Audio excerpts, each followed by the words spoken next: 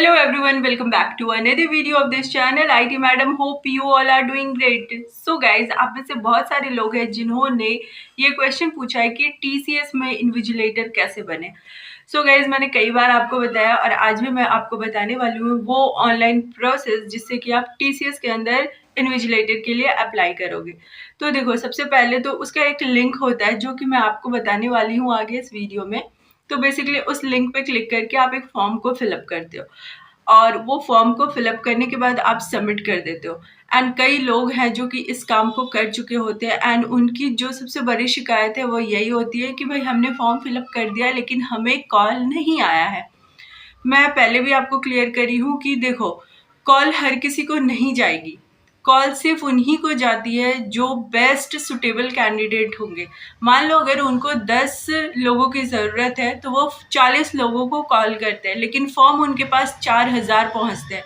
तो बेसिकली ऐसा समझो कि ज़रूरी नहीं कि आप कोई भी फॉर्म फिलअप कर दो तो कॉल आपके पास आएगी. लेकिन अगर आप जॉब ढूंढ रहे हो तो आपको इस प्रोसेस में लगे रहना है, क्योंकि हमेशा अगर 10 पोस्ट के लिए वो लोग 40 लोग को कॉल करते हैं, 40 लोग में से 20 लोग को वो हायर करते हैं, क्योंकि ऐसा बहुत बार होता है, बैकअप रखना पड़ता है. तो उतनी वैकेंसीज नहीं होती है जितनी ज़्यादा एप्लीकेशन लोग दे देते हैं. तो इसीलिए जिनको जिनको कॉल जाती है उनकी हायरिंग होती है, वो लोग जॉब करते हैं. जिनको नहीं जाता है उनको कॉल वेट करना पड़ेगा कि अगर आपको आ गया, आपके एरिया में आपके नियर बाई सेंटर होगा तभी आपको कॉल किया जाएगा. तो ये सारी कुछ वजह है जिसके कारण हर किसी को कॉल नहीं जाती है. बाकी मैं प्रोसेस आपको बताने वाली हूँ. तो अगर आपको लगता है कि आप इस चीज़ के लिए एलिजिबल हो, आपको ये फॉर्म फिलअप करना चाहिए, तो आप फिलअप करते रहो. एंड दूसरी देखो, एक उनका खुद का प्रोसेस इसका होता है. तो एक तो उनका ऑफिशियल वेबसाइट है जिसपे आप फॉर्म भरोगे. दूसरा होता है उन्होंने थर्ड पार्टी को कॉन्ट्रैक्ट दिया होता है.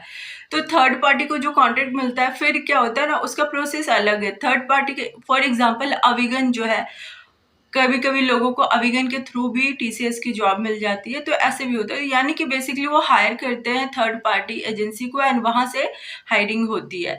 तो ये आपको टाइम टू टाइम पता चलेगा. अभी कुछ दिनों पहले क्या हुआ था ना कि उन्होंने जो आपका जॉब पोर्टल होता है, हर डिस्ट्रिक्ट में एक श्रम नियोजन विभाग होता है, इस बार वहां से हायरिंग की गई है इन्विजिलेटर के लिए.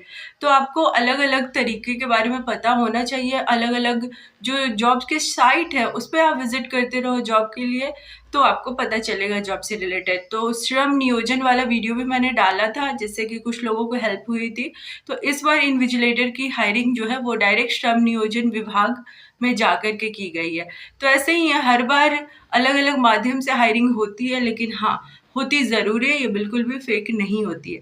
अब चलते हैं वो प्रोसेस जो कि ऑनलाइन है, बिकॉज ऑनलाइन प्रोसेस बताने से क्या होता है, आप कहीं से भी उसको फिल कर सकते हो.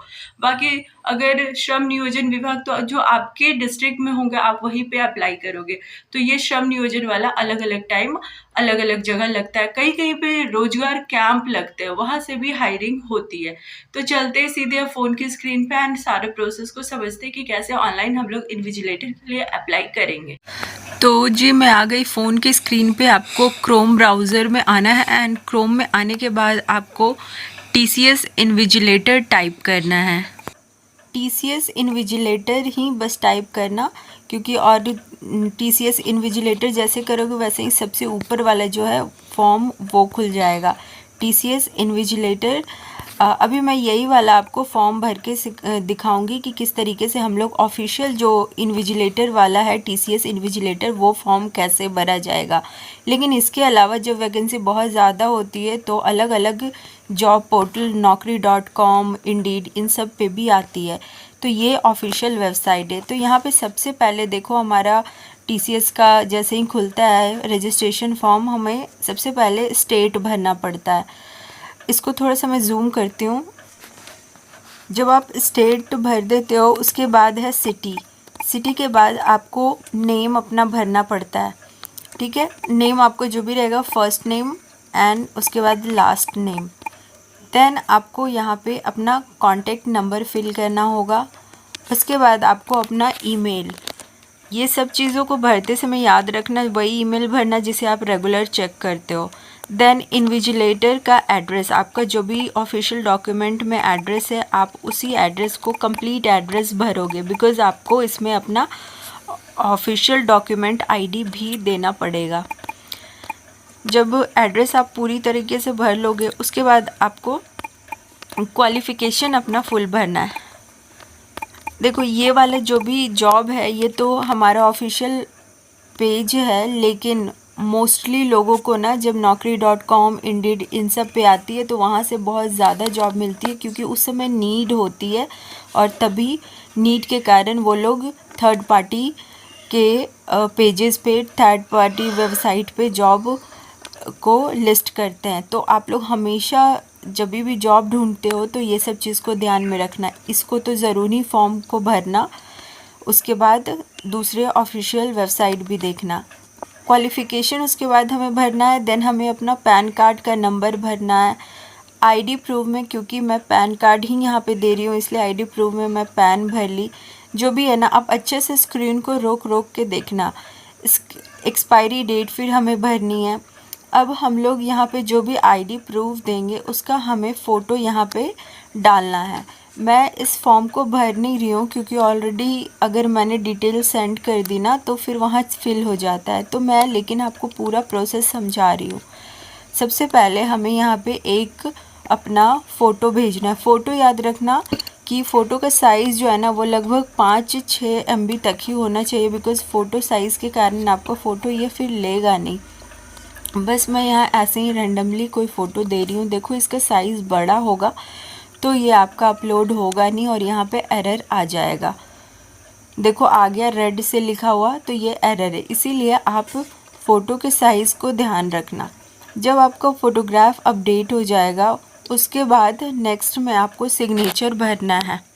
जब आप सिग्नेचर का फ़ोटो को अपलोड कर देते हो उसके बाद आपको आईडी प्रूफ का जो है कॉपी, उसको यानी पैन कार्ड अगर आपने सेलेक्ट किया है तो पैन कार्ड या फिर आधार या जो भी आपने दिया है उसका फ़ोटो डालना है। एंड फिर से पैन आपको देना है, बिकॉज़ पैन मैंडेटरी है। जब आप ये सारे चीज़ को फिल कर लोगे उसके बाद यहाँ क्लोज दिस विंडो पे करोगे एंड इसके नीचे में आपका सबमिट बटन है, उसको सबमिट करोगे। यहाँ पर नीचे में देखो सबमिट है तो आप फिर सबमिट कर देना। देखो जब आप लोग फॉर्म को सबमिट कर देते हो उसके बाद आप लोगों को कुछ दिन वेट करना रहता है। अगर आपके नियर बाई में होगा तो आपको कॉल ज़रूर आ जाएगा, और अगर नियर बाई में नहीं रहेगा तो फिर आप इस प्रोसेस को करना कुछ दिनों के बाद। अगर आप सूटेबल कैंडिडेट रहोगे तो आपको ज़रूर सेलेक्ट किया जाएगा, लेकिन अगर आप इस चीज़ के लिए सूटेबल नहीं हो तो फिर आपको कॉल नहीं किया जाएगा। सो आप जॉब सर्च करते